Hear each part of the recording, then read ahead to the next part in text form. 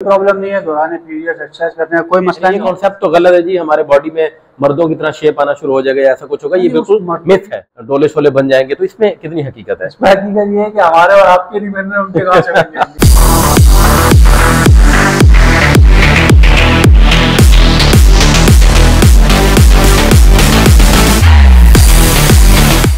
जी अस्सलाम वालेकुम, इरफान मलिक निशानदेही। दानिश हमारे साथ मौजूद है। दानिश, आपको पिछले दिनों इंजरी भी हुई और आप खुद काफी तकलीफ से गुजर कर आए हैं, आपका ऑपरेशन भी हुआ है। ये गालिबन 5-6 हफ्ते का प्रोसेस था।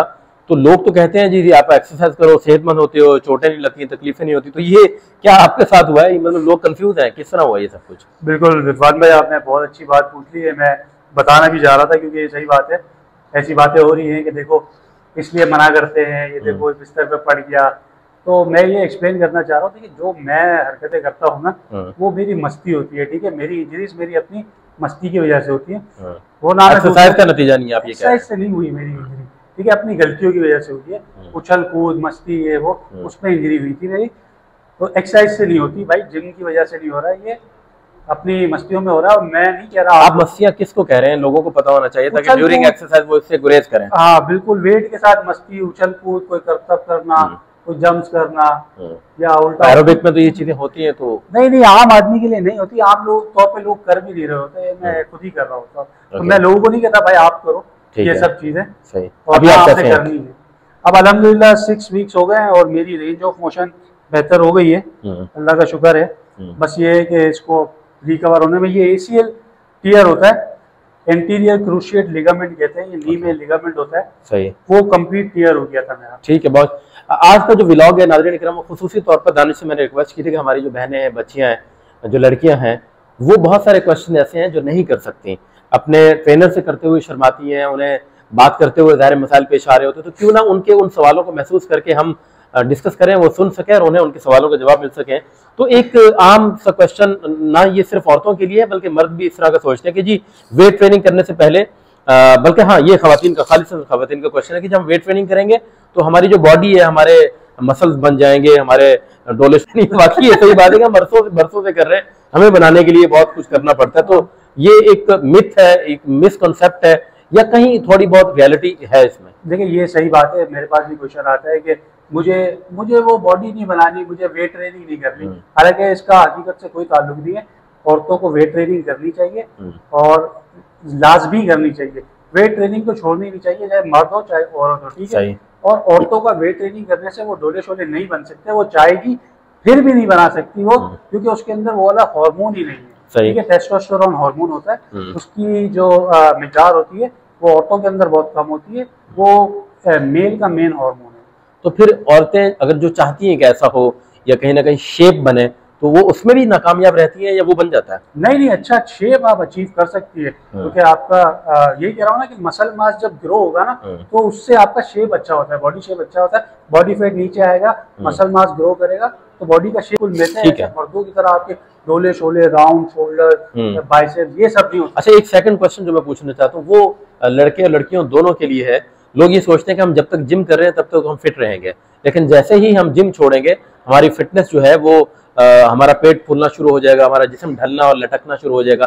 क्या ये हकीकत है? मतलब वही बात हो गई, जिम ना हो गया महबूबा हो गई कि छोड़ दिया तो बदला लेगी। सही। ऐसा कोई सीन नहीं है। दरअसल होता ये है कि जब आप जिम जा रहे हो, ठीक है, आप अक्सर लोग जब जिम जा रहे होते हैं तो थोड़ा बहुत डाइट पे फोकस भी कर रहे होते हैं, तो उनका ग्राफ हेल्दी लाइफस्टाइल, एक माहौल भी बना हुआ होता है सारी। हाँ बिल्कुल। अब जैसे ही वो जिम छोड़ते हैं, ठीक है, बॉडी ने कैलोरीज तो बंद करना कर दी बंद, ठीक है, ऊपर से डाइट का भी सारा वो सत्यानाश कर देते हैं, ठीक है। यानी वो अनहेल्दी लाइफस्टाइल की तरफ तेजी से रिवर्स आते हैं। तो जब आप अनहेल्दी लाइफस्टाइल की तरफ वापस आ रहे होते हो तो आपकी बॉडी का बुरा हाल हो रहा होता है, उसको आप कहते हो कि जिम छोड़ने की वजह से, यानी वो बॉडी रिएक्शन है, जिम का करना या ना करना वो आपकी लाइफस्टाइल की चेंजेस हैं। आप हेल्दी लाइफस्टाइल में रहोगे तो आपकी जाहिर बॉडी आपकी अच्छी होती जाएगी। आप अनहेल्दी लाइफस्टाइल में जब वापस आओगे तो आपकी बॉडी खराब होती जाएगी। 2-3 ऐसी टिप्स आप बता सकते हैं अपने सुनने वालों को, जो एक्सरसाइज में अगर गैप आ भी जाए तो क्या ऐसा करें कि जिससे कम से कम उनके जिस्म में ये खराबी पैदा ना हो?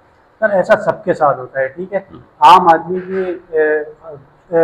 ऐसा नहीं होता कि कभी वर्कआउट में गैप ही ना आया। मेरी ठीक है 5 इंजरीज हो गई, ठीक है, में जिंदगी में ये वाली चीज आपने इग्नोर कर 5 सर्जरीज हो गई, ठीक है।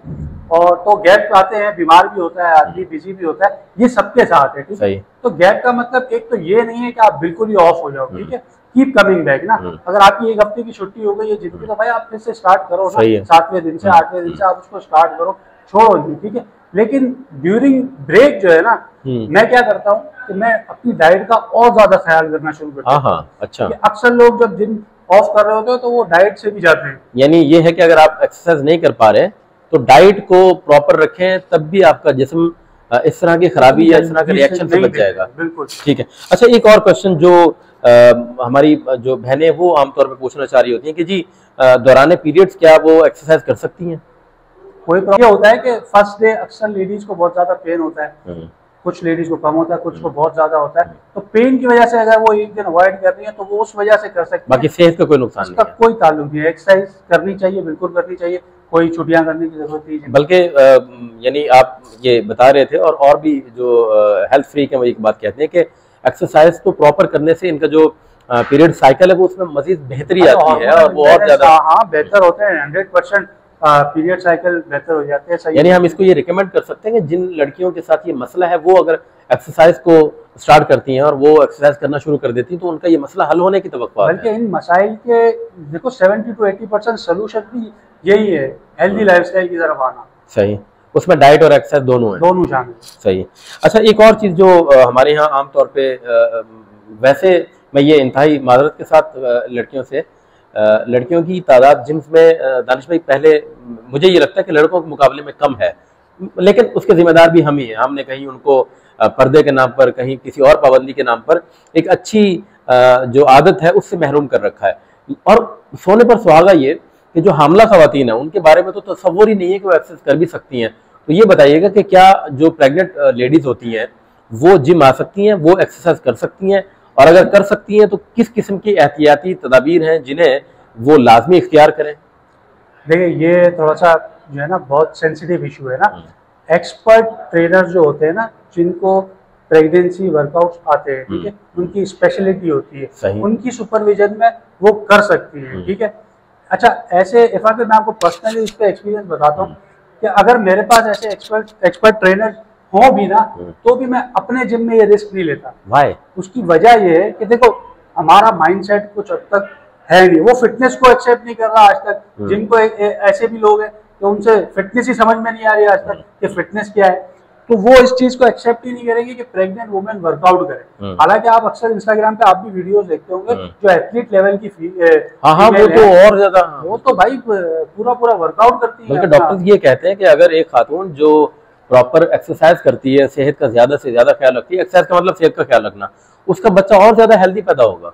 ऐसा ही है ना भाई, माँ जितनी सेहतमंद होगी वो उतना हेल्दी। तो आप कह रहे हैं मैं अपने जिम में इजाजत नहीं देता, तो फिर क्या ऐसी वजह है? इसकी वजह ये है कि देखिए, अगर हमने भाई मिसाल के तौर पे कराची का बेहतरीन से बेहतरीन एक्सपर्ट ट्रेनर उठा के मैंने रख दिया, ठीक है, अब वो ट्रेन कर रहा है प्रेग्नेंट लेडीज को।